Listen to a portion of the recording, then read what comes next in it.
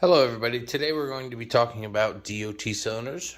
In this video I have a 20-pound DOT cylinder. We're going to talk about some of the pertinent information as far as the service valve and the OPD and what an OPD is and everything like that. We're also going to talk about the information that is printed on the collar that is pertinent for when you're filling and or inspecting tanks for being able to be used or refilled in the field. So we're going to start right here.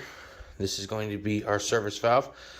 We can tell that it is a newer service valve installed in an OPD due to this triangular shaped handle. Okay. With these, we always want to use just a hand to open and close, never any tools. Okay. Here we have our Acme threads that we'll use to connect our pigtails to our RVs.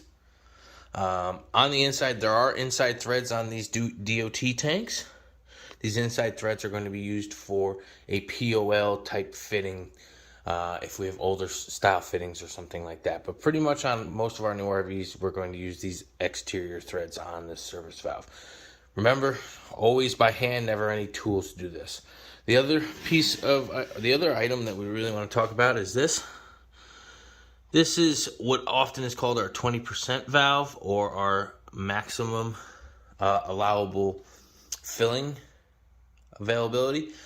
We always want to make sure that we open that when filling to ensure that we're not going to overfill this. Although this is equipped with an OPD, which means it has a float in there which will not allow us to fill past that 80%, leaving that 20% expansion. We always want to use that fixed maximum liquid level gauge to ensure that that is not being overfilled. Next, we're going to talk about some of the pertinent information on the exterior of the tank, and it's all going to be stamped around the collar here, okay? First, we're going to start out with the date. Right there, on every DOT cylinder, we're going to have a date stamped on it. This one happens to be 07 of 22. That would be the 7th month of 2022. That's when this tank was manufactured. All new tanks are going to be good and able to be filled as long as they are not damaged in any way. A maximum of 10 years the first time. So this tank will be good to be filled as long as it's in good condition up until 07 of 2032. Okay, so 10 years from the original manufacture date. Some of the other pertinent information we have here, it says DT 4.0. DT stands for dip tube.